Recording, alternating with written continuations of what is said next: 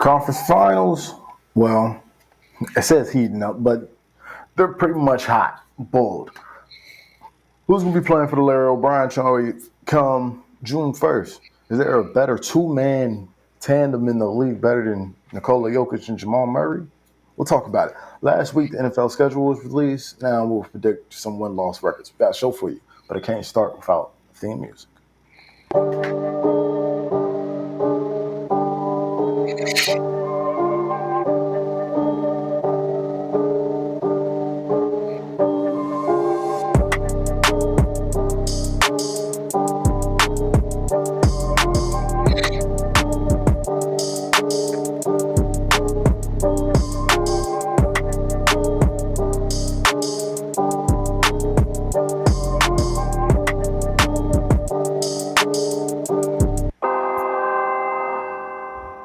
Welcome to the Unbiased Podcast, where we take an unbiased look into the biased world of sports.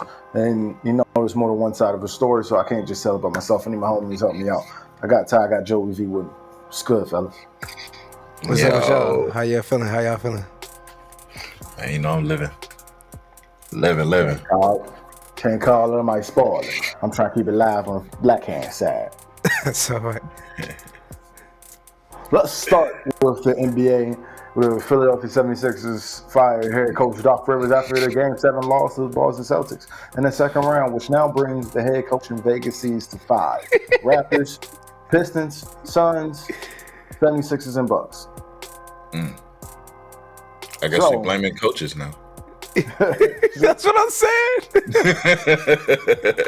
So, fellas, let's start off the show. Which team with the current head coaching vacancy will make the most progress next season?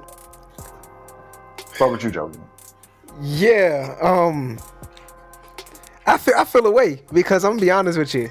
If I was the Suns, I wouldn't have fired Monty Williams. You know what I'm saying? If I was the 76ers, Doc Withers would have had to go. I ain't gonna fold. If I was the 76ers, Doc Withers would have had to go. But for me, I'm gonna say it's the Suns. I think they set up for success. You know what I mean? And it really don't matter who get in that position. If they fail, then it's on the players, not the coach. And the coach at least gonna get another year. You know what I'm saying? So that's the way I see it. Here's the thing. Coaches don't play. And if you give up, like everybody says you did, how you fired a coach? Now, granted, they ain't won nothing in forever. So maybe it was time for us to, go ahead and get rid of our coach. But all these other teams, is everybody's coach just like, do we just have a plethora of coaches somewhere hiding? That we just like, okay, we're gonna bring you in, we're gonna kick you out. We're gonna bring like what's going on? That's what it looks like. That's what it looks like. It's going to be a musical chair of coaches that are just going to pass off to the hot seats. I really don't care what it looked like. I mean, is that the actuality? You know what I mean? That they got qualified people to get into this situation? Yeah. Nick Nurse, he got fired from the Raptors job, and he's finalist for the Milwaukee job. Same thing with Monty Williams, he's finalist. Well, he's considered for the Philadelphia job. He's considered front list of bet names. So they're playing hot potato, or they're trying to find the guy. I'd rather see him go to Boston though. Monty Williams? I think he'll do well in Boston because it's a lot of young guys over there, and he does real well with the young guys, man. They run for him, you know what I mean? Like, but it's a lot of talent over there in Boston, so it's not really difficult to go over there and, you just got to do little minor adjustments with that team. Like, stop doing stupid shit. Stop getting all these turnovers. Like, you can't get turnovers in the fourth quarter, bro. You decided to wait till the end of the game and have the most turnovers you had all game. Of course you're going to lose. I mean, but once again, is that a close? You can't blame turnovers on the coach, though. You know what I'm saying? No. So if that's the case, then these coaches shouldn't. I mean, For me, Monty Williams deserves to be in the NBA, deserves to be coaching somebody's team. You know what I'm saying? And then me personally, I feel as though the coaching job should be. I feel as though if you win Coach of the Year, then your coaching job should be secured for at least the next 3 to 5 years. You know what I'm saying? Or if you win a championship, you know what I'm saying, or conference finals, you know what I'm saying, you would think that your coaching job will be secure for the next, couple years, you know what I'm saying? But I really don't see why the Suns let Monty Williams go. You know what I'm saying? It was a new team that they had pretty much formed right before the playoffs. It really don't make he had a winning record. I don't understand. You know what I mean? What the idea was there, but so be it. It all depends on who they replace him with. But the idea, especially with Budenholzer wasn't supposed to stay there, but Milwaukee messed around and won the championship. And then if you're a 1 seed losing to an 8 seed, the way that they lost to the 8 seed, somebody got to go. So the coach was the first person to go. Budenholzer was supposed to stay. I don't know what happened with Nick Nurse. He was coach of the year. He won a title. That's what I'm saying. It doesn't make sense. I don't know, but like I said, he's a finalist for that Milwaukee job. I think Milwaukee will have. Well, if we're saying most progress, I mean, like, Milwaukee was already number 1 seed, so more progress would be for them to actually win. I think Milwaukee can win. I don't know if it's going to be next year, but I don't know. I think if the right coach, if Monty Williams go over there in Toronto, the East is not. Toronto can make them. Toronto has some stars. Pascal Siakam, Fred VanVleet, OG. They got some guys that can make tough. And these guys have won before. They won a chip before. So I think Toronto, if the right coach can get there. I don't know how Nick Nurse wasn't the right coach. It was just. And it's going to be tough to get some players, and that's why Toronto needs that coach. Because it's going to be tough to get players out there trying to go to Canada in free agency. So they got to draft right. I think they will. But I think Toronto has some of the better upside. Milwaukee is going to be tough because whoever goes over there, it's going to be pressure to win. So, and Monty Williams, he might do better in Philly than Doc Rivers did. I don't know. I think it's not. I mean, I'm not saying Doc Rivers did bad in Philly, but oh no. I'm not saying that either. But every opportunity he had to blow a playoff lead, he capitalized on the opportunity. Yeah, and we got to acknowledge that. So I'm not saying he did bad, but I'm not saying he did great. I mean, because regular season is one thing, and he kept him in playoff contention, not even just in playoff contention, but at the top, for a few years. But playoffs matter. Championships matter. They expected championships, you know what I'm saying? And that's not what they got. So I can understand why Doc Rivers, of all people, would have been, kind of told them, it's your time, Doc, You have to, because there's got to be an investigation going on. There's no reason. Ben Simmons quit on him. James Harden quit on him. Joel Embiid, I don't know what he was doing. All right, and welcome back on Unbiased Podcast for taking an unbiased look into the biased world of sports. Now, during podcast appearance with Stephen A. Smith earlier this week, Warriors Draymond Green admitted that the team just wasn't right after Jordan Poole incident. Also, Steve Kerr said that Draymond is needed on the team. Quote, they aren't a championship team without Draymond Green, end quote. So Tyler started off. Can the Warriors win without Draymond Green? Absolutely. And they need to. Look, here's the thing. I'm about to call everybody out. Y'all gonna be mad. Stephen A.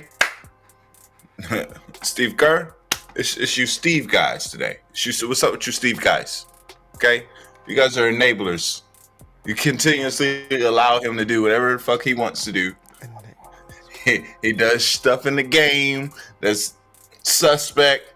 You know what I mean? He gets ejected from games multiple times in playoff series, and it's cool.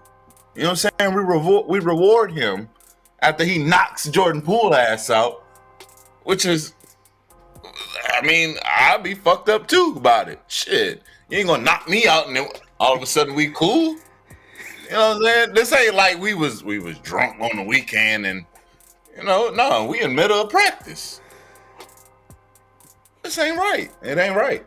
It just ain't right. And the league got to do something about it. I've been crying about it for years.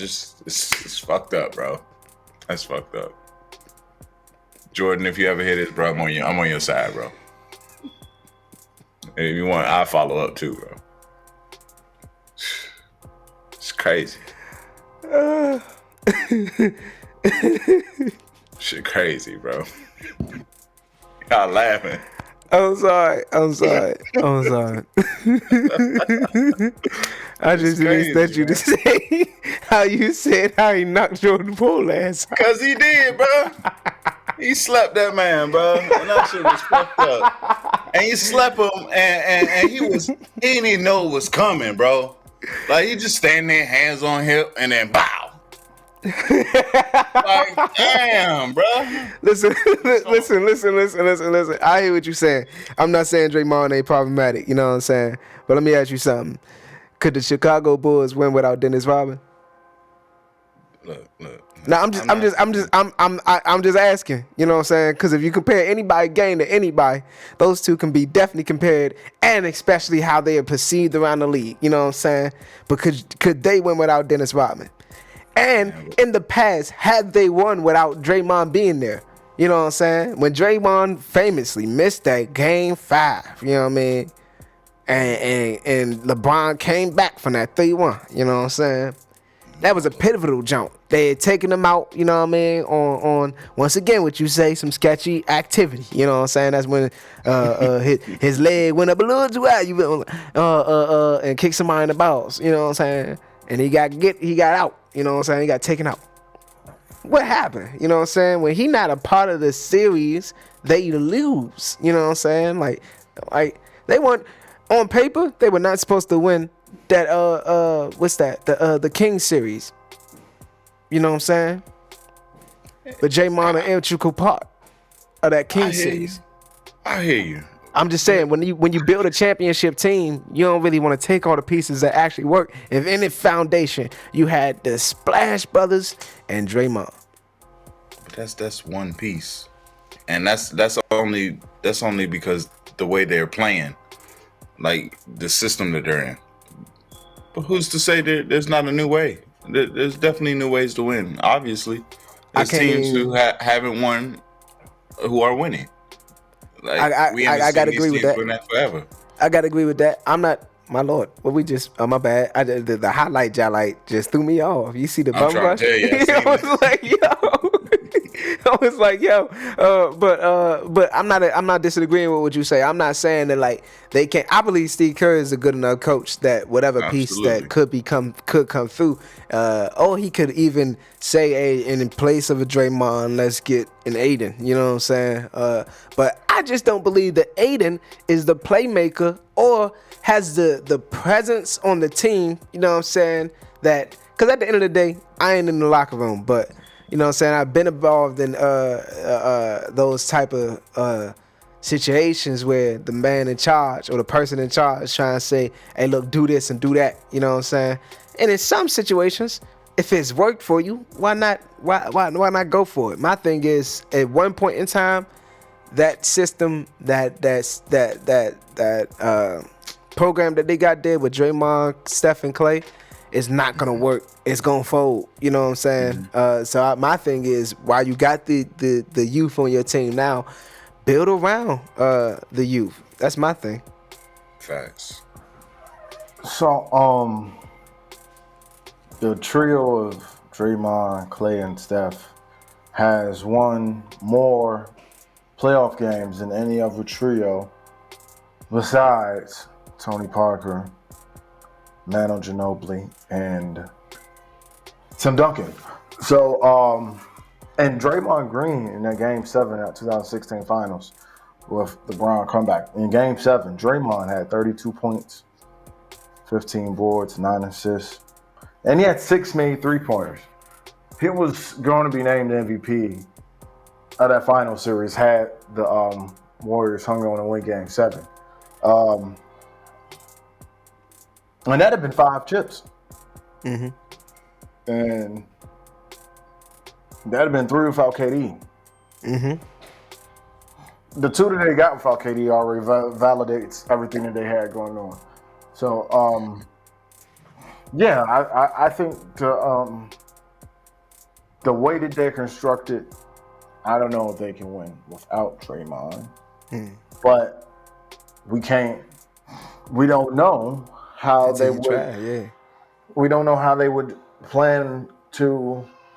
Who else could they put in that position? And it can't be Kevon Looney because Kevon Looney doesn't give you the defense nor the passing ability. I won't say the defense though. I think that's a wild statement. He pretty good defensively. He ain't Draymond, but he is pretty good defensively. I think that if you lose Draymond, you're losing a big part of your team. And now his offensive output is not, what a superstar would, should be. It ain't nearly as close as to Clay or Steph, you know what I mean? But the playmaking, the fact that he could take the ball down is honestly a one at times. Standing at the top of the key and make the dimes that, a point guard would be making is, something that's valuable. He could still work with people that, he ain't always. That's the tagline for Draymond. He ain't the easiest to get along with. You know what I'm saying? But he still worked with people. Look what he did first came out with Jordan Poole after the craziness. You know what I mean? Like they was still working together and made just seem like okay, they maybe could do anything. Maybe could do something. But you wonder why you only win 11 road games. You know what I'm saying? It's the turmoil in the back in the locker room. You feel what I'm saying? It got to be that. It can't be anything else. You know what I mean? Not to hold us up. When you mess up the chemistry, bro, you're going to see it. That's the bottom line. These guys get paid a lot of money to go out there and ball. So Jordan's a professional. You know what I'm saying? He's going to go out there and do his job. But at the same time, in the back of his head, he like, I'm owed you one. You know what I mean? Bro, that man knocked me on my ass, bro. So if you were Jordan Poole, would you be able to reconcile and just let bygones be bygones and let's go out here and go. I ain't never met a bygone. I don't know who a bygone is, and I don't know where you find them at. But you knock me on my ass, I'm gonna knock you on your ass. One way or the other. That's all I can say. So they gotta swap it out before the next season. Yeah, I feel like if they really if they gonna keep the same setup right, then what they need to do is in the privacy of the team, rent you out a boxing ring, let them duke it out. You know what I'm saying? Get Jordan on some training stuff. You know what I'm saying? You know what I mean? Like let Jordan train. You know what I'm saying? And yeah, let them duke it out real quick. That's what. Yeah, in front of the team though, cause he gonna hit me in front of my teammates. You know what I'm saying? Like his jaw built like a magnet. I'm trying to tell you. Now this jaw built like a magnet though. That's crazy, cuz. Oh my goodness. But Draymond might hurt that boy for real in the ring. Oh my soul. But I'm just saying, you know what I mean? Let them hash it out on some man stuff. You feel what I'm saying? It's still conversations that need to be had. Yeah, after the conversations, the hands got to be thrown. That's worldwide. You feel what I'm saying? Like I need to get mine. You know what I mean? One way or the other, I'm gonna get mine. You know, that's how universal code. One way or the other, I'm gonna get mine. It shit did like Rudy Gobert did it in the middle of the game. Yeah, I'm not playing with you, bro. Rudy Gobert. Oh man. Staying with the NBA. Let's move on to the conference finals where the Denver Nuggets have played their way to their first NBA Finals appearance in franchise history. Jamal Murray averaged 32 and Nikola Jokic has a 28-point triple-double average for this round. As he was named the second ever overall. Magic Johnson, for Western Conference Finals MVP. Now, what duo? Todd, we're gonna go to you. What duo is better than a healthy Jamal Murray and Nikola Jokic? Wait, because that was just too perfect. You said it, then Braun crying on the screen. Hey, bro, that was like we rehearsed this. I promise you, he ain't playing. Dude. That's some random videos, bro. You know I what I swear. mean? Oh man, who has a better two-way? Man, it's hard to tell, man. I mean, that Harden and Embiid during the regular season, that's a tough two-way team. But I mean, Joker, it's an animal, bro. It's averaging triple double in the playoffs, the entire playoffs, Yeah. every series. Bro, he's unstoppable, bro. And if he plays like he plays, see the thing is, a lot of teams are losing because they playing basketball in a non-smart fashion. Jokic plays so simple. Like when you watch him, it's just like he's in his own world. And Murray complements that so well. It's beautiful, man. I watch him just like it can't get no better than that. I don't think there is a better two-way at this point. In this point in time. I don't like to agree, especially with neither one of you brothers. I don't like to agree with none of y'all, but I may have to concur on this one. Just because your question was right now. Yeah. And since it's right now, it's hard to say that there's a better. You know, it could be argued that Harden and I would have loved to see that matchup, Harden and Embiid. You know what I'm saying? Because then we could really talk about, you know, what people could really do. You know what I'm saying? But Jokic is probably the big man in the league that still has a big man presence. You know what I'm saying? Like, you cannot let this man touch paint. You know?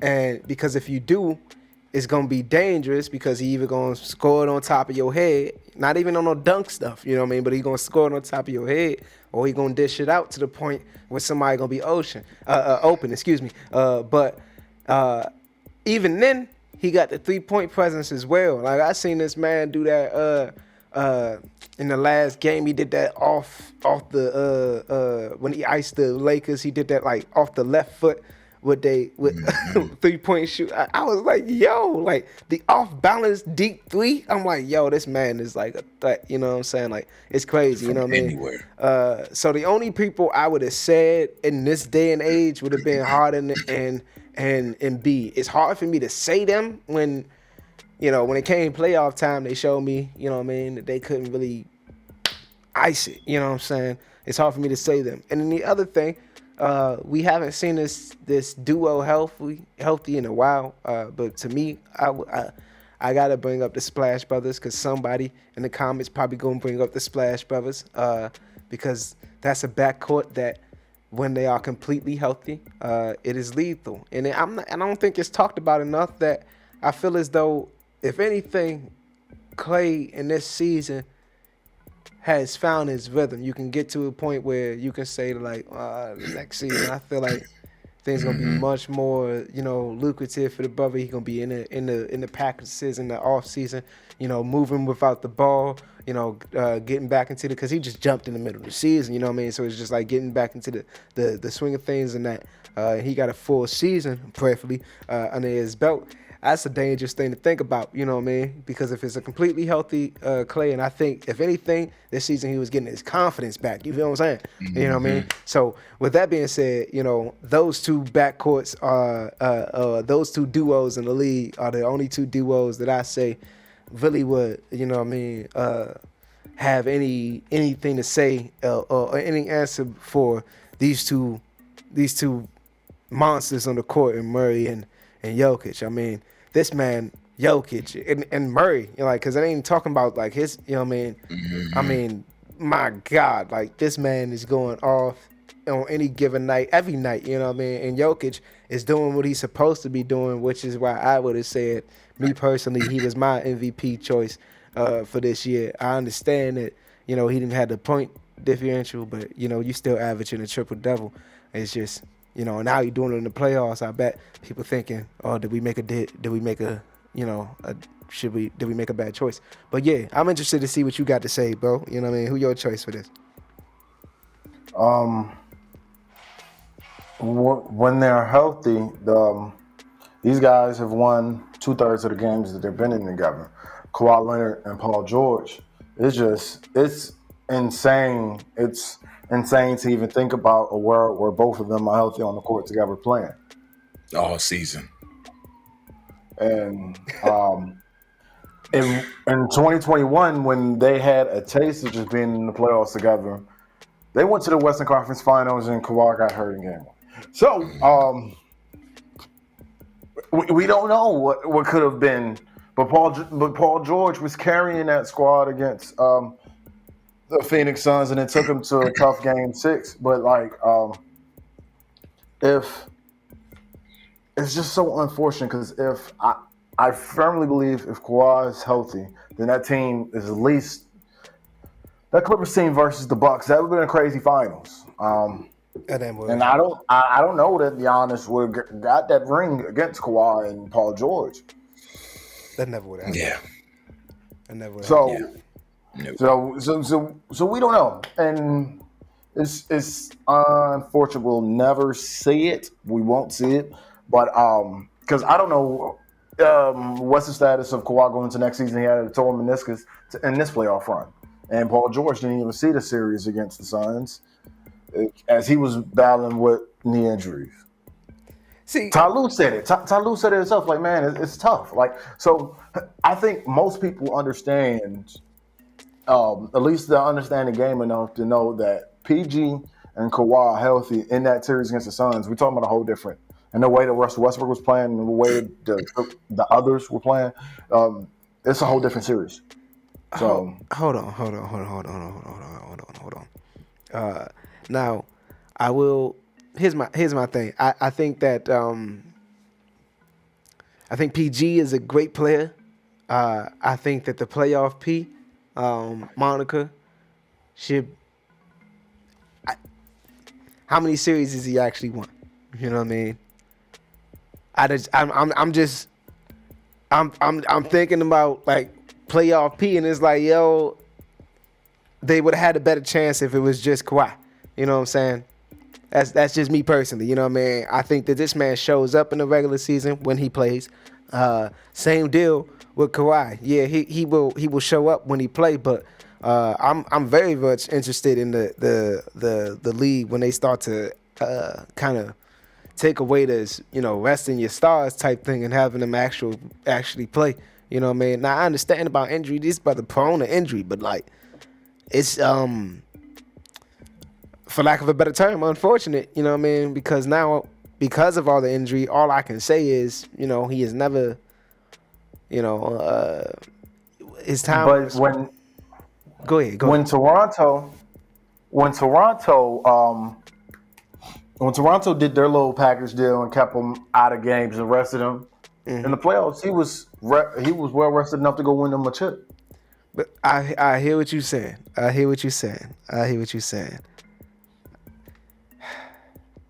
It's just unfortunate. It's just, and Vale definitely going to disagree. That it's just, I don't see Kawhi as the player that everybody. It's because I feel like I see Kawhi how most people see KD. You know what I mean? Except for me. You know what I'm saying? They say he ain't been in the game long enough to really. You can say he can really have an impact. And I say, okay, what about his championships? You know what I'm saying? And they say, well, you know what I mean? Can he get more? And so my question is that about Kawhi? Can he get more? Yes. Can he be healthy enough for an entire season? You know what I mean? Then the playoffs to get more. I think not. I'm sorry. It don't matter what team he on.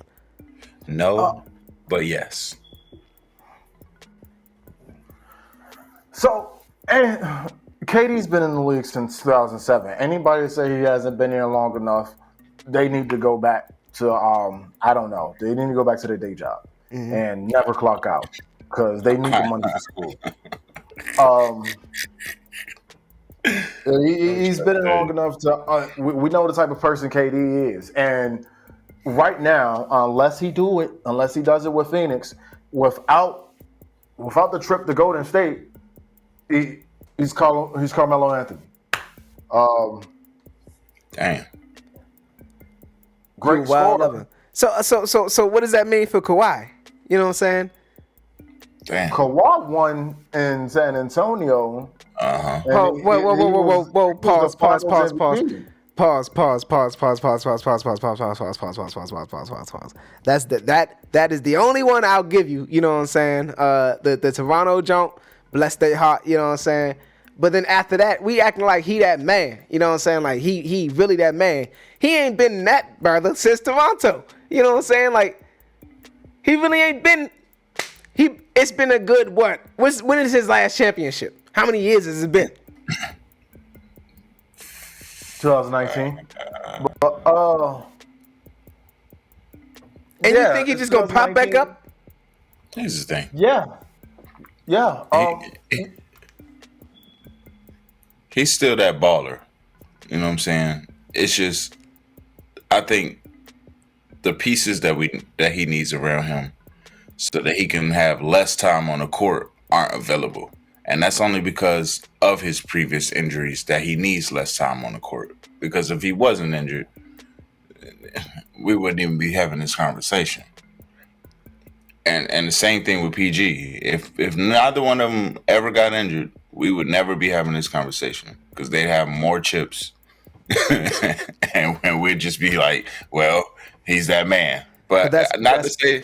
That's the point, though. You know what I mean? Because they are on the same team, it will not work out.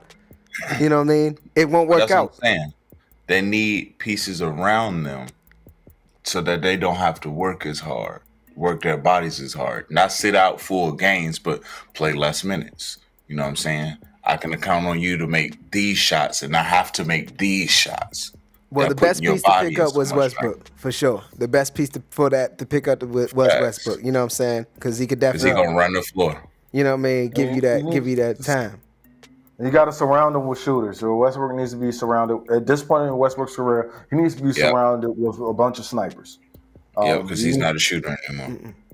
So he needs to be surrounded with guys that can get it done and big man that can go up there and catch a lob. That's always worked for him. And do just enough to keep those other guys, Kawhi and PG, healthy, and it could be a whole different playoff atmosphere. Then there's KD and Book and Phoenix. It's just they're big man specifically. Mm-hmm. I don't know. It just isn't DeAndre Ayton. DeAndre Ayton just looked like he was just. He wasn't bothered. He didn't want to be out there. He didn't. And I don't know that was because it was publicized the distastement or the rocky relationship between Monty Williams and DeAndre Ayton. So maybe that gets reconciled. But you're 7 foot. You're gonna have to figure it out. Because they have, I feel like the Suns have different pieces that can, Landry Shamet, he can shoot the ball. Cameron Payne is decent, off-ball guy. Terrence Ross, TJ Warren, those guys they're like microwaves. They can get hot in spurts, and that's all you need with KD and Booker. But they need somebody on the inside that can. They need that third anchor piece. CP3 is going to be 38, 39. So it might be something different on that guy. But those are the two, because those are the two that could probably, the two duos I think that can talk about maybe dethroning these two guys, Murray and Jokic, because that two-man game that's worked for Murray and Jokic has not been stopped by anybody this entire playoffs. Mm-mm. And they can go to it at any time that they want to. So we'll see. Look, Boston is in trouble after losing their first two games at the Garden, and then last on Sunday's game, they got embarrassed in Miami. So, It's a wrap. who's to blame in Boston? Is it Jason Tatum, Jaylen Brown? Is it Joe Mazzulla, the coach, or is it a combination of the three? I don't really like that question. You know what I mean? Because when we started saying who's to blame, we either are downgrading the performance of Miami, or you know what I mean, we're overestimating what we thought Boston could do. You know what I mean? I got on this here podcast last week and I said Miami could take it all. They really have got into the playoffs and pretty much beat on the team with the best record in the league. And this is when the paper, what's on paper matters. You know what I mean? Because now it's a mental thing. I've beaten the best that the NBA had to offer. We all played the same amount of games and they won the most. You know what I'm saying? So I beat the best. Oh, who can beat me now? You know what I mean? And so I'm like, they taking that mindset with them for the rest of the playoffs. I really don't see them being stopped. You know what I mean? And even because, you know, Denver, Miami, you know, if that is the case with his finals appearance, you know, then it may go 7 games. You know, I don't see Denver being, you know, going like that either. You know what I mean? But like, it's just, it's not a miraculous thing because this is their second time in 3 years doing this. You know what I mean? But it's them proving, hey, we here. You know what I'm saying? It's Jimmy saying, you know, I'm a first ballot Hall of Famer, right? You do realize that, you know, and I think he's going to get that this year. I have to agree and disagree, of course. See what I'm saying? We can't agree on nothing, bro. But here's what I disagree with. I disagree with the mindset, okay? You can't go into a series with that mindset because I think that's why Boston is losing. They think they're the best of the best, which they have presented themselves to supposedly be. And then you're doing stuff like this. You know what I'm saying? Like, this isn't, nobody really expected this. A lot of people didn't expect Miami to get here, except a few of us. And Joe, I appreciate you for being here last week and saying that because I couldn't. Because I say it, and I don't know if I said it on air before, but if Miami got out of the second round, they were gonna win it all. I said it and broken the test to it. But I think the mindset has to be like Jimmy said: every game, next game, next game, next game. We believe in ourselves. We know what we're capable of. We ain't never had no doubts. It's y'all who got the doubts. You know what I'm saying? And I think that's the mindset because that's what's keeping them winning. Jimmy's like, at the end of the game, at the end of the day, we looking for a W. And in the next game, we looking for a W. I ain't worried about the last game. I'm worried about the next game. And that's the mindset they're going to have versus Denver because that's going to be a tough team to beat. I really don't feel like Boston did anything wrong. I feel like they came out, played the same game plan that they've been playing for the season, and especially the playoffs. You know, it's just that this is when, you know, you see that you can see that dog come out of everybody in Miami's team. They want it. You can feel that. You know what I'm saying? They want it. Yeah, but Boston didn't make the right adjustments, and that's why they're losing. Like they're losing, and then a lot of people on their team got that long face. So at this point, I feel like a lot of them giving up. The thing is, Boston, all season long, even throughout the regular season, they started off hot. They were beating on teams. And Jason Tatum, like he was going to be the runaway option for MVP. Then you could see where this first-year coach came into play because you would see that he wouldn't call timeouts when the opposing team would start going on a run, or he wouldn't call timeouts in clutch situations. And even throughout the season, Boston were losing games that, on paper, of course, that they should have won, and it was to lesser opponents. And even here in the playoffs, the Atlanta series, they should have wrapped up Atlanta, but it was multiple times in separate games. That game went to 6. That series went to 6. They should have wrapped them up in 4, but there were multiple times where Trae Young said, "Nah, I'm not going home that easy." So, and even in Philadelphia, until a point, I know they were down 3-2, but they were up 2-1.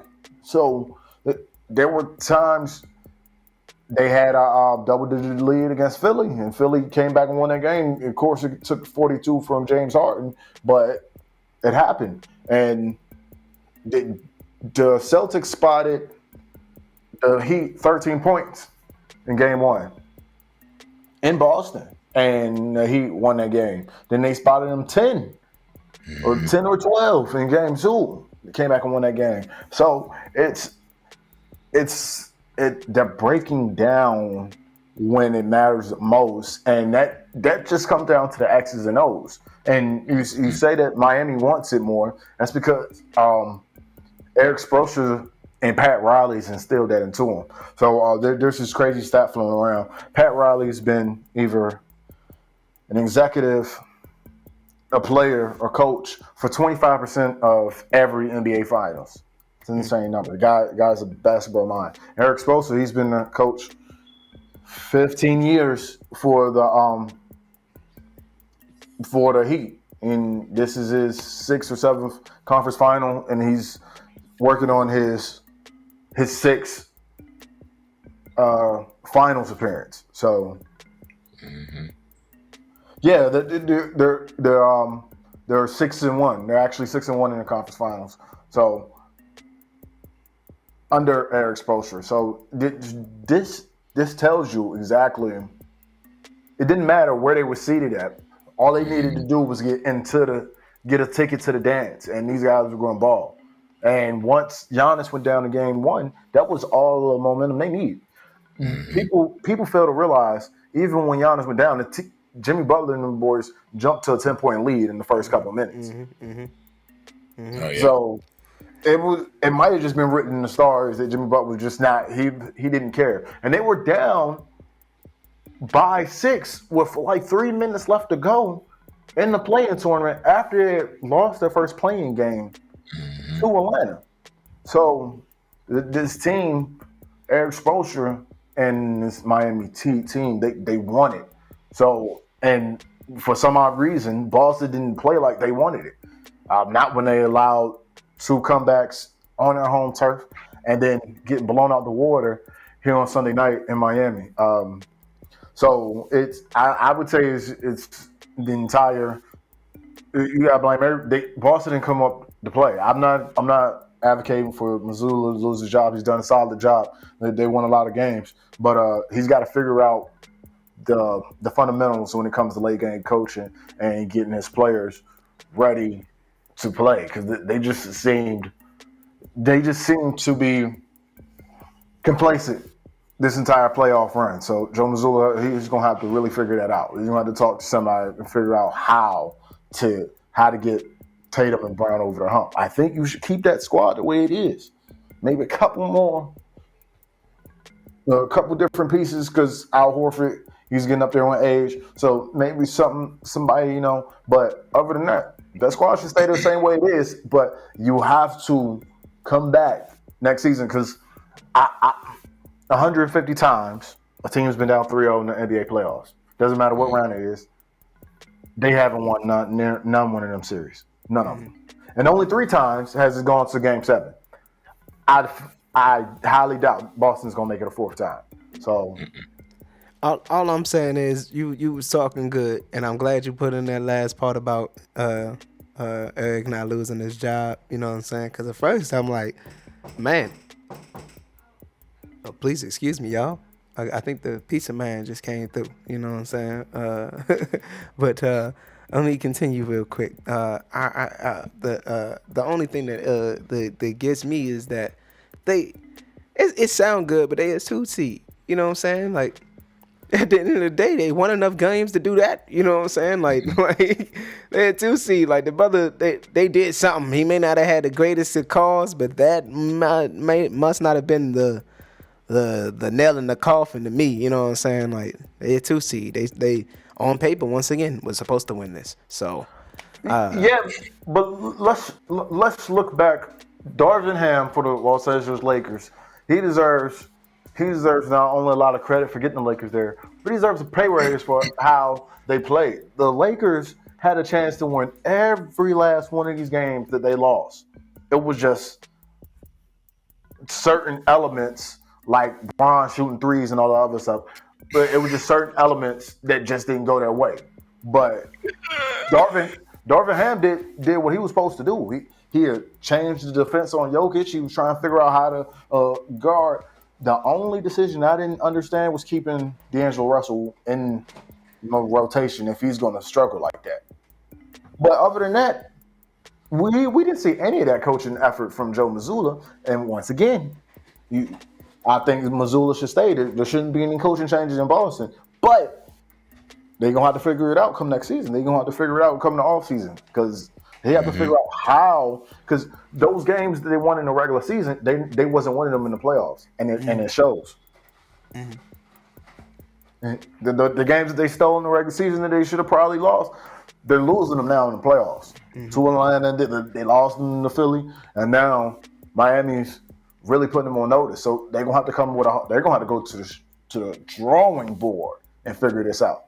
So like after tonight, after they lose tonight, Boston should they should have a meeting like, all right, man, what worked, what didn't work.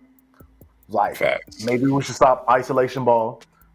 We should try to, maybe we should stop trying to jack up all these threes, try to get it inside. Maybe we should do some middies or something. But they're going to have to figure it out. Because Boston can be there. Boston's going to be right back here next season. I'm telling you, it's simplicity. Basketball is not a complex sport. It's really not. There's a reason why you learn the fundamentals of basketball, you know what I'm saying? They teach you what a pick and roll is. You know what I'm saying? They teach you how to run an outlet. You know, they teach you these things for a reason, because they work. Play simple. Look at teams who are winning. They play simple. Golden State, they play simple basketball. Curry comes around off ball pick, 3. We going the other way. You know what I'm saying? It's simple things. It's not, hey, let's throw the ball all around the court real fast and run around looking crazy, even though sometimes it works. You know what I'm saying? Sometimes you have to do stuff like that. But a lot of times it's just simple. You just got to play simple and smart, bro. You just got to be smart on the court. It's that simple. Kiss. Simple, stupid. yeah, and then there's some matchups that, like, for the life of me, I don't understand why they didn't attempt to double Jimmy, or they didn't put the right guy on him. And there's just some matchups that I would have done differently. So Joe Mazzulla, just his first year coaching, he understands it now. Like, okay, so whatever I tried to do last postseason, let me not do none of that. That need to be, all right. He need to throw away his playbook, the entire thing. When they lose tonight, after the press conference tonight, go ahead, throw that playbook in the trash and burn it, because it's not working. Playbook and trash and burn. You need to talk to his team. How can we do this without doing any turnovers? How can we keep it simple? That's what he needs to do. That's it. We got to eliminate turnovers, and we got to put more points on that. That's the name of the game. Don't get the other team the ball. He might even want to call Eric Spoelstra, like, hey, bro, how you do this for so long, bro? Because you did it with multiple. You done did it with different superstars, man. And now you about to do it with Jimmy Butler. Okay, so how you do this, man? What I do? He got a Jimmy got his own thing, though. He got a city that believe in him. It'd be a cold day, and Eric Spoelstra will retire as the coach in Miami before they fire this dude. You know what I'm saying? Yeah. Eric Spoelstra will never get fired because his players work hard for him, and Joe Mazzulla got to figure that out. So the Los Angeles Lakers have some free agents this upcoming offseason. Rory Hachimura, Austin Reeves, and D'Angelo Russell are the big name free agents that they're going to try to keep. Joey V, let's go with you. Who should the Lakers re-sign? All, if not all of these guys. Honestly, all of them. Those are the people who actually put the output out. Besides LeBron and AD, you know what I mean? Like the others that Shaq was talking about, were a big part of this whole series. You know what I'm saying? Now, me personally, I wish they wouldn't sign Roy Hachimura back because for some reason the Wizards always get rid of people that I'm like, yeah, keep him around. You know what I'm saying? Like for some reason they always make dumb decisions. You know what I'm saying? So that's just some reason. that's just me and my bitterness. You know what I'm saying? Because when I seen him in the Lakers joint in the playoffs just balling, I'm like, nah, you supposed to be at home chilling with us. You know what I'm saying? Somebody else go. Nah, cause we all agree on this statement. I agree with you on that part. But I mean, who do we get rid of in LA? I don't know, bro. That team is not a bad team. They're pretty well constructed. It's just they gotta play different. You know what I'm saying? And they're getting beat down the court, like fast breaks. They're getting beat on. Like LeBron's getting old, man. I hate to say it.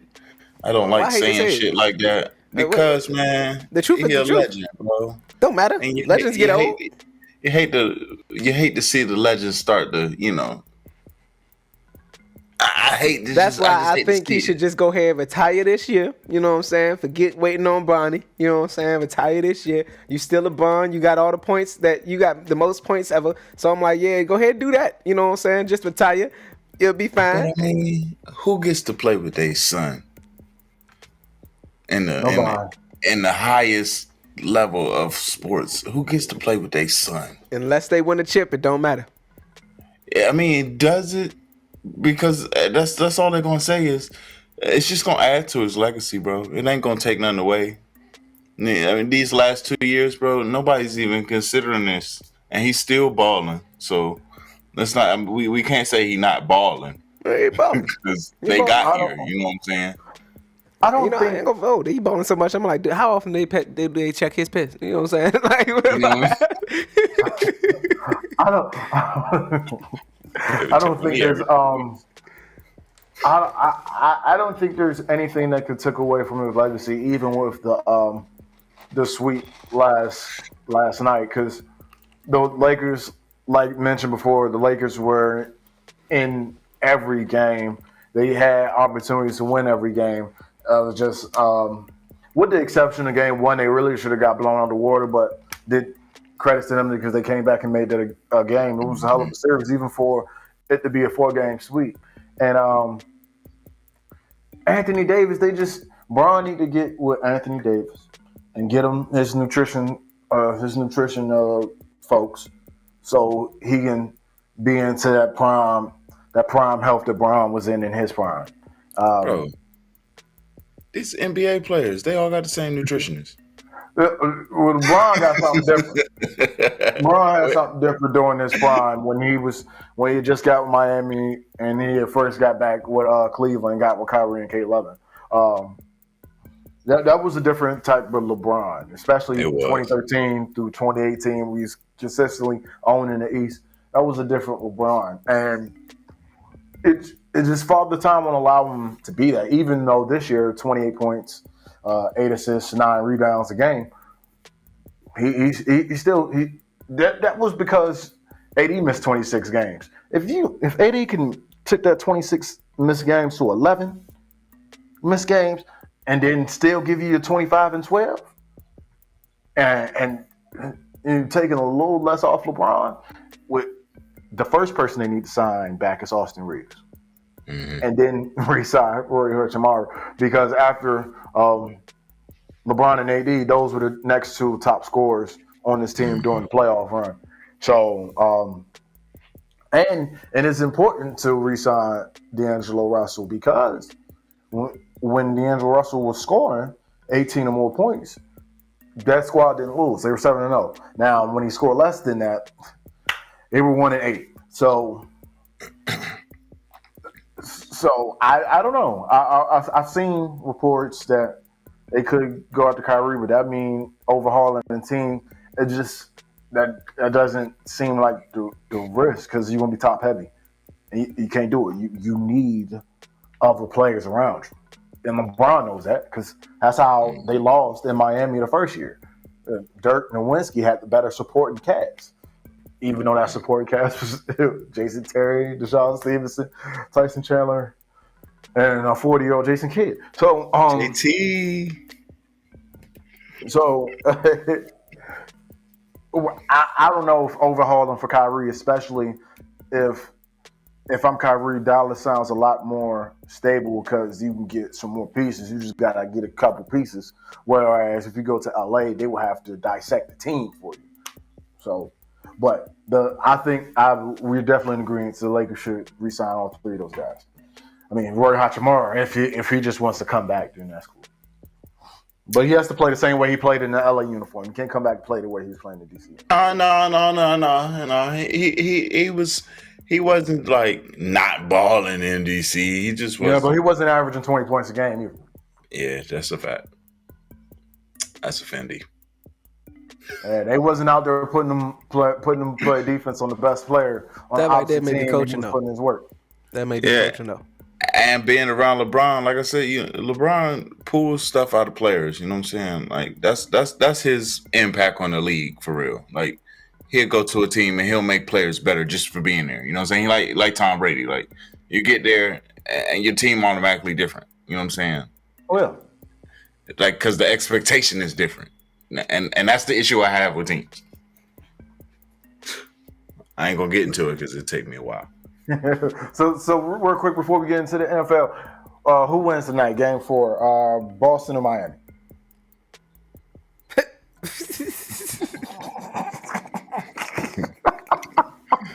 Practice. I want to talk about practice. Oh man. I love AI. We'll break it down a little bit more. Break it down a little bit more next week if this is happening. We're just doing it for formalities. My quick pick, and I'll break it down more next week when we get into it. I got Denver in 6. If that's the case, Denver and Miami. I got Miami in 6.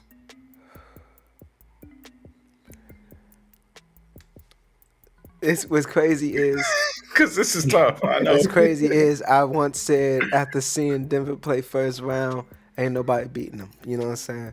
But after seeing Miami play all the other rounds, I'm like, Jesus. I'm gonna go Miami in 7. Okay, I'm with that. This is probably gonna be some of the best ball because the way that these two teams are playing now, they're the best two teams in basketball right now playing. Yeah. The thing is, it's going to be tough to stop Jokic, but it's impossible. If you playing one-on-one against Jimmy Butler, he's going to score. The matchup between Butler and Murray is going to be crazy, just that by itself. But my thing is, Butler got the defense to stop Murray. You know what I'm saying? Exactly. That's why I'm like, at the end of the day, he still can put 30 on your head and still keep it going. Then if you, some teams are shown, you know what I mean, trapping Jokic, keeping him away from that, away from the paint, to be honest with you, and on the 3-point line as a particular shot. Just like in that particular jump, if he touch paint, it's dangerous. You know what I'm saying? He ain't got to go for a shot. If he touch paint, it's dangerous. You know what I mean? If they can box him out, which I believe that Miami has a better chance when it come down to, you know, just their hunger and their defense, from what I've seen in this playoffs. Yeah, but it ain't gonna be easy. Miami in 7. I feel that. But before we move on, I'm gonna just say that the 2-man game of Nikola Jokic and Jamal Murray can happen at any point in the game, and they won't understand how to beat it. Whether it be a pick and roll, a dribble screen, pick and pop for 3, whether it be Jokic or Murray, or even one of those guys to finish at the paint. And that step back 3 from mid range from Jamal Murray is deadly. So hey, but them boys in South Beach, they balling. Mm-hmm. It's gonna be good. Mm-hmm. The NFL schedule release happened around a week ago, and as promised, we'll be predicting some of the win-loss records. This week, we got the AFC East. Let's do a quick recap. The Buffalo Bills had a stronghold on the division for the last 3 years, and then they added All-American tight end and draft Dalton Kincaid. Aaron Rodgers is the newest Jets starting quarterback, and they should be welcoming the return of Brees Hall, their superstar running back. The Patriots have a lot of questions in what seems to be a make or break year for third year quarterback Mac Jones and Hall of Famer coach Bill Belichick, for that matter. And the Dolphins have a healthy Tua for now, and recently acquired three-time All-Pro cornerback Jalen Ramsey. All right, so let's start off with the breakdowns of the schedule. What schedule? Who wants to go first on these schedules? What schedule? I, I guess I'll go. I got the Jets. All right. Yeah. Yeah, I think I got the most important team. Okay, so week one, I'm gonna be quick because I think we gotta get out of here. Week one, right? Buffalo, L. Week two, Go ahead. Dallas. That's 0-1. That's Okay, a dub. 0-2. That's 1-1. Okay. Nah. I got them beating Dallas just because Dallas don't know how to get their life together, especially early in the season. Dallas. Game three, that's another dub. So we're looking at 2-1. Game 4 versus KC. Now the Jets have had 3 weeks to try to get their life together, but I don't know if that's gonna be enough. So I'm gonna get that another L right there. So we're looking at 2-2. Then we got week 5. We got the Broncos. I got them pulling that off. So that's 3-2. Then we got the Philadelphia Eagles, ladies and gentlemen. The one team I even hate saying their name. Man. But that's another L. So we're looking at 3-3. Right now we have 50%. And we got a bye week. You know what I'm saying? Now, bye week, their schedule is pretty perfect. Because their bye week is week 7. They got they done had enough time to, get the chemistry going and then take a break. And then they come in to beat the Giants, right? So that's 4-3. Then we got to go see the Chargers. I got them beating the Chargers. So we looking at 5-3. And then we got to go see the Raiders. They should pull that off too. So we're looking at 6-3. Then we got a nice meetup back with the Bills. I'm a little shaky on the next game versus the Bills. You know what I'm saying? This is tough, but I think the Bills gonna pull it off. So that's the 4th loss. We got Miami next. That's so up in the air, bro. That's dependent on health and some other. But for the sake of argument, I'm gonna give it to the Jets. And then we got Atlanta. Lord have mercy. I'm glad Cam not on here. Love you, Cam. But that's a L, baby. Then we got the Texans. That's another L for the Texans. And then we got Miami again. I'm gonna give one to Miami. Then they got Washington. We don't even believe in Washington teams at this point. Any of them, any sport. Then we got the Browns. Is that the Browns? Mm-hmm. I pray the Browns lose.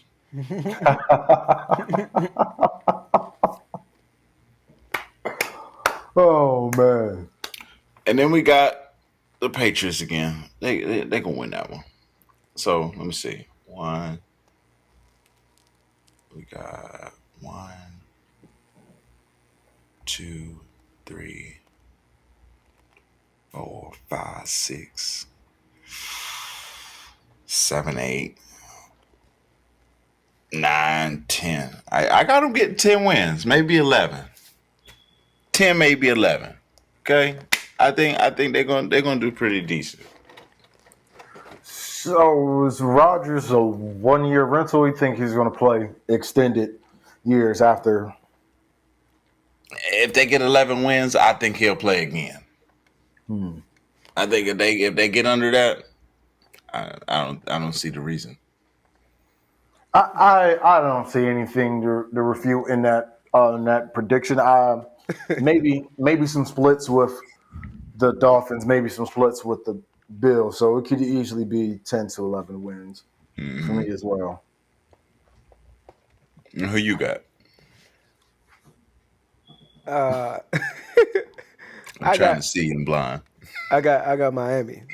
You know Oh, what you I'm Okay. got saying? Miami. Oh, damn. And so, with that being said, when I went down this list, I said, okay. Let me look at this. Look at this. I think they could win first week. You know what I'm saying? Especially since everybody should be good first week. You know what I mean? They got a squad. You know what I mean? So I think they Yes, can take sir. that. I think so. Second week as well. Third week as well. We starting off good. You know what I'm saying? Yes, sir. You know what I mean? That's how they started off last season, actually. Now look here. Round about that fourth week.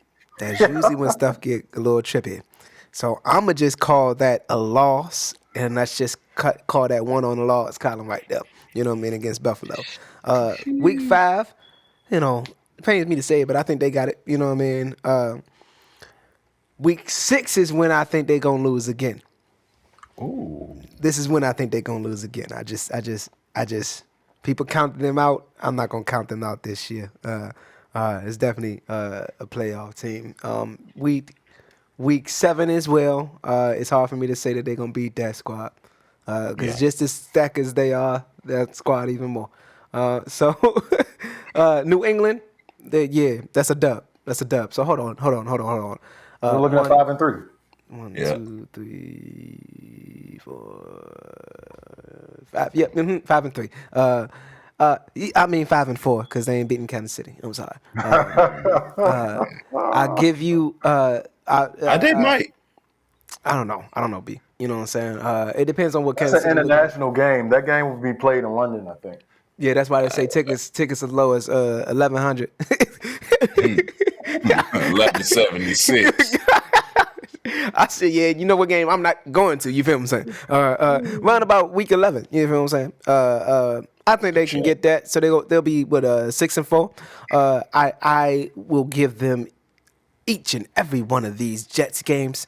And so I'm gonna just go ahead and say I said 6. So go ahead and say they 8 because I'm giving them both of the Jets games. You know what I'm saying? Okay. Give them the Commanders game. You know what I'm saying? May the Lord bless me and keep me. Just say that. But give them the Commanders game. And then Tennessee, my God, so what we at? They at 8, they at 9. That's a toss up for me, to be honest with you, because I always count Tennessee out, but they always do something differently than I expect. But I'm gonna say they win that. So they at 10. You know what I mean?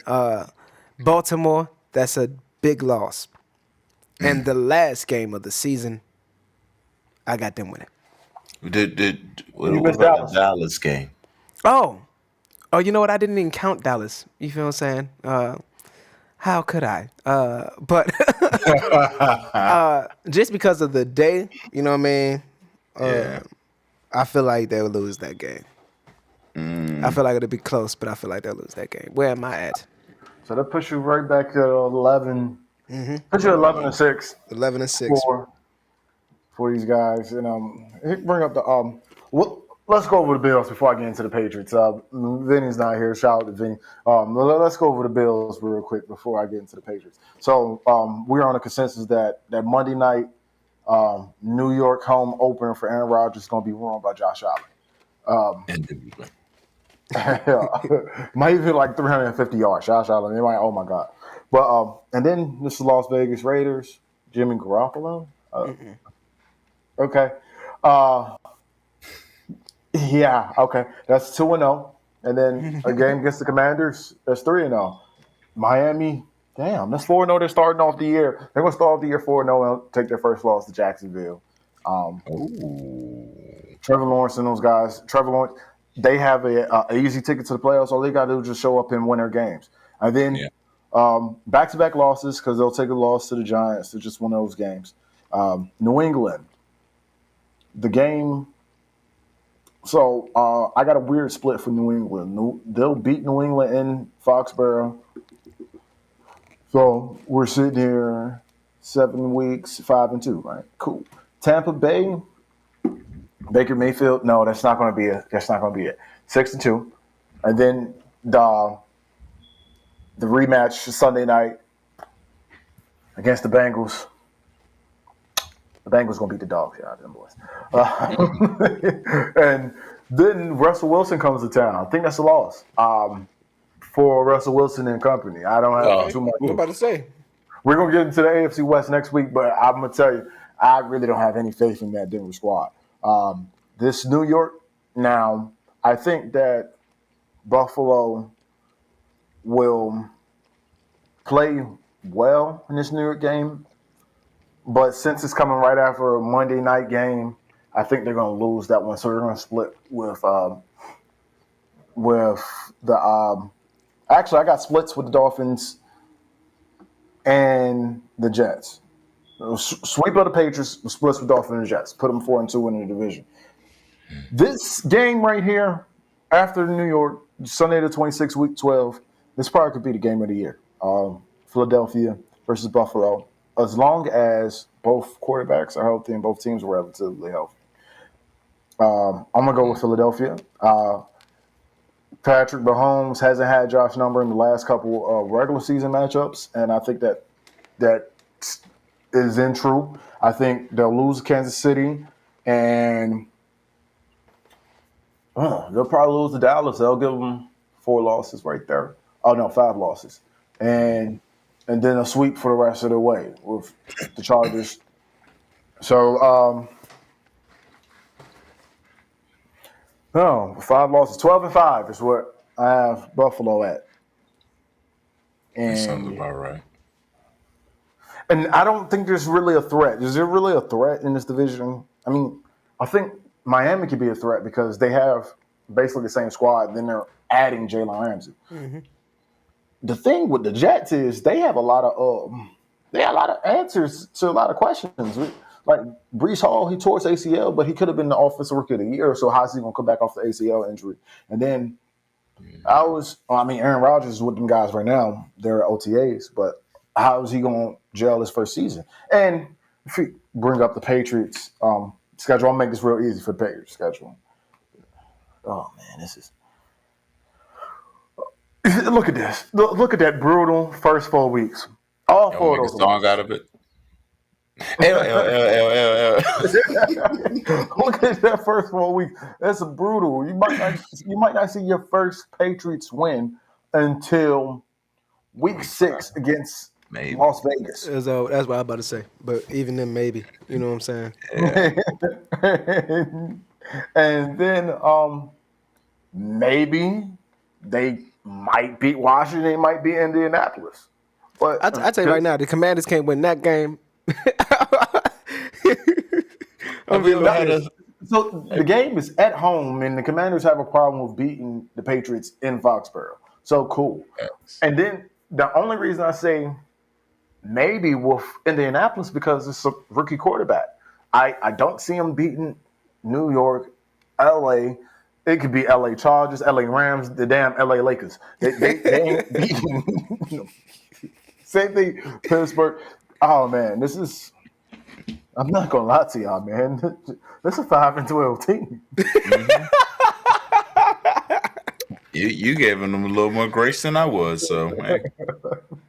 I'll tell you one thing. They picking first in the draft. That's all I can say. Oh yeah. Them are the this Commanders. Might be it for Mac Jones. It might be it for Mac Jones. Caleb Williams might be. Oh man, yeah. He said might be first. Okay, so with 3 teams predicted to win at least 10 games in our prediction, which team can go further in the playoffs? Man. So we ain't the Bills, Dolphins, Jets. A healthy Miami. Yeah, healthy Miami. I concur. Because with Jalen Ramsey, there's no. I mean, the offense was what it was. You know what I'm saying? The only thing that throws me with this is that Tua Tagovailoa is a small quarterback. You know what I mean? And what happened to him last year, I don't want to see happen to nobody. I ain't wish that on my worst enemy. You know what I'm saying? Like, cause it was bad. You know what I'm saying? It was bad. Yeah, they hit him with a WWE DDT, and he started throwing up gang signs. You know what I'm saying? It was bad. And I'm like, yo, let his little ass sit RBC right beside Coach for all those who don't know. You know what I'm saying? And bring somebody else in. You know what I mean? My thing is, but with the pieces they got, they can still win. You know what I'm saying? Like everything else around them, around the quarterback, they can still win. They got a lit squad. If he's not throwing the ball in Miami, Miami's not winning. It's And been proven. those are facts. And you've seen it in the playoff game last year. They made the plays to win. It just They had everything they need, but what was it? Like they was like number one offense with Tua, and then like yeah. dead last without Tua. That's because he got respect. You know what I'm saying? That's a big thing in this league. You know what I'm saying? And he can ball. He can ball. He just small as hell. They got to protect him. That's it. And Got to protect him. it's very rare that you're gonna have what Miami has on defense with Xavier Howard and Jalen Ramsey. Those two guys that can cover the ball. Seattle might have it, and then there's a couple other teams. Dallas has it now with Diggs and Gilmore, but it's going to be very rare where you have multiple guys. But all right, go cover the number one because there's two number one receivers out there, and Jalen Waddle and Tyreek Hill. So right now, with Waddle getting double, Tyreek Hill, okay, all right, he's gonna run right past you. He can burn everybody anyway. They got the most legit squad. You know what I mean? That's why when I look at this division, I mean, if I was Aaron Rodgers, I wouldn't have wanted to come here. You know what I'm saying? Because unless he trying to prove that he is that man, and he really got to prove that in order to, you know what I mean, take this. You know what I'm saying? Like he really got to. No ifs, ands, and buts, I am that man. You know what I'm saying? Like, he really got to prove that to me this year. You know what I'm saying? And honestly, not even me, to the entire world in order to take this division. You know what I'm saying? This don't stack. But the thing is, I don't think that he necessarily has to take the division. I think he just needs to get his foot in the door. If he can get his foot in the door, the Jets have a defense that the defensive line is big, and those guys can hit the quarterback. Then they got the defensive rookie of the year, Sauce Gardner. That brother can ball. He has no fly zone over there.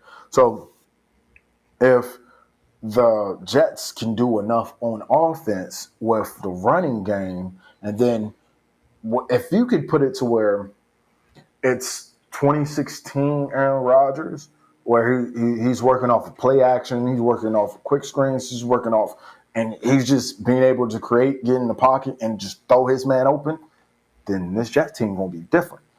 But they didn't bolster up the offense. They brought in Alan Lazard and Randall Cobb.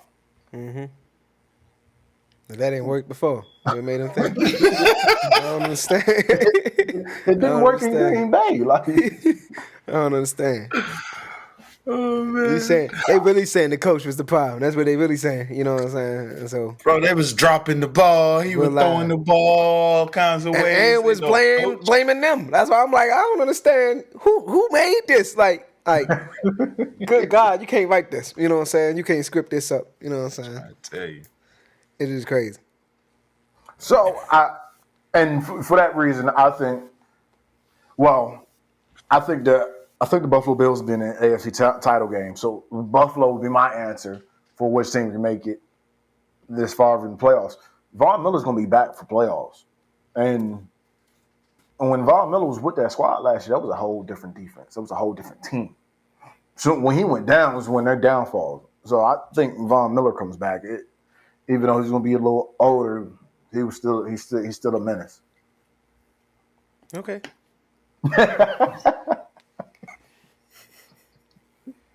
All I'm saying is basketball, football, all these leagues becoming a young man's league. You know what I mean? That's all I'm saying. Hey, y'all done had your time. You know what I'm saying? That's all I'm saying. The thing is, you're relying on Tua to be healthy. That team, they can get to the playoffs without Tua, but they're not going to win any playoff games without him. My thing is they can get to the playoffs without Tua. We weren't talking about playoffs. We was talking about regular season, how many games they can win in the regular season. And I think my stats still stand if Tua ain't there. You know what I'm saying? If he go out mid-season, they can still win them games. You know what I mean? Yeah. Therefore, it's going to be a playoff team. You know what I'm saying? It's going to depend on who's throwing the ball, though. Right. I was like, did they trade for a quarterback or something? They don't have nobody to throw the ball. I know we're not working. I know we're not counting on taking two gloves. I mean, look, we 3 hours from Miami. I can throw the ball if you need a pimp. Just give me a check 2 weeks. I'm good. Check 2 weeks. Nah. It's 2023. You can cash at Mika. You know what I'm saying? You feel me? You can Zelle, cash whatever at you Mika. got. You know what I'm saying? Nigga, Snapchat pay me. You know what I'm saying? Good God. You can do that? But Yeah. Oh, dang. you can text message pay all that shit. Good God. But while I got you two here, it's very rare that we all on the podcast together. We near the end of the NBA season, and I've been checking my PO box, and I still ain't got my GM of the Year award. Still ain't got my championship award.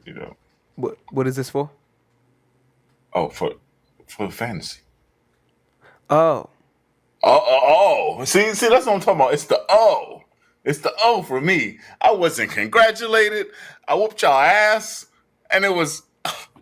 LeBron and PG got hurt. Not to mention, I drafted Zion Williams. Well, I'm about the third week. I stopped caring about that after I won the football fantasy. You know what I'm saying? I'm gonna be honest with you. I said I got one. I don't care. And if he's speaking on the football fantasy, I still ain't get my trophy. That's all I'm saying. You gotta talk to Vinny about that. Oh, hold on. That's the brother? Oh, yeah. And Vincent ain't here too. Yeah. We gonna have to have conversations real live. It's crazy. I need my GM of the Year award. I don't know about and that. my Finals MVP award. I don't know nothing about that. What was your record? 12 and something. Oh, that's pretty good. Yeah, I could tell you. Because I got the photograph. I got the picture. Because I had to make sure. I said, both of them going to be on there. I got to say something now. Oh, that's pretty good. Congratulations. Thank you. I was 12-8. It's not as impressive as I thought. I mean, I was. You made it seem like you was just like, you know what I mean, 18-2. That's what it made it. That the way you was talking, you know what I'm saying, made it seem like you was just like 18-2. You know what I'm saying? What was your record? I don't know. I wouldn't play. You know what I'm saying? Obviously wasn't yours. You know what I'm saying? Only person with a better record than me was the guy in the middle. Wait. And he still lost. Yes, he has a better record, and he still lost. Yeah, he has 13 wins. That's because I'm the GM of the year, bro. I told y'all from the jump that this was what was going to happen. Nobody believed me.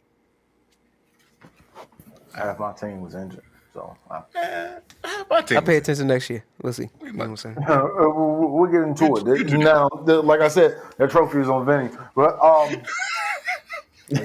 next week's show is going to be jam-packed. We're going to preview a finals matchup between the Nuggets and the Heat, probably more than likely. Well, in about a couple hours, we can confidently say it. I can confidently say it now, but even if Boston won this one game, they ain't coming back. You know what I'm saying? No. God's great. So we'll preview Jimmy Butler, Bam Adebayo, or Jamal Murray, Nikola Jokic, who's going to be the best player. And then got our AFC West preview and a bunch of other things we get to talk about. We're going to even talk about some top of the WNBA. Big shout out to Breanna Stewart, 45 points in 3 quarters. Man, no, she the did. Lakers needed you. You'd have had to let me get 60, bro. You'd have had to let me get 60, bro. Come on, it's another quarter, bro. Yeah. You couldn't take me out if I got 45 and 30. Nah, Yeah, but she was hooping. Yeah, that's why I don't understand why in sports they got to be so nice. No, I done played my whole entire life. I done did pop on a pee-wee, you know what I'm saying? All this little stuff just to get here. Middle school, high school, college, or just to get here. You telling me I gotta ease up? Yeah, they talking about taking a knee when you up 52. Now, damn, I'm throwing another touchdown pass. You know what I'm saying? Like, yeah, it don't make no sense. You know what I'm saying? Like, I can't score one more time even though I'm busting you by 30. It don't matter to me. You know what I'm saying? Like, score. I can't do it. Windmill. Get in the gym. Get in the gym. You know what I'm saying? Get like me. That's how That's it, man. I don't understand. Yeah. All right, that Sportsmanship. wraps us up here for this show. Y'all know how we end every show. Let's get that drum roll, please. Yes. So, what's the difference between a guitar and a fisherman? A guitar and a whom? Fisherman. Shit, I'm both. I don't know. You can't tune a fish.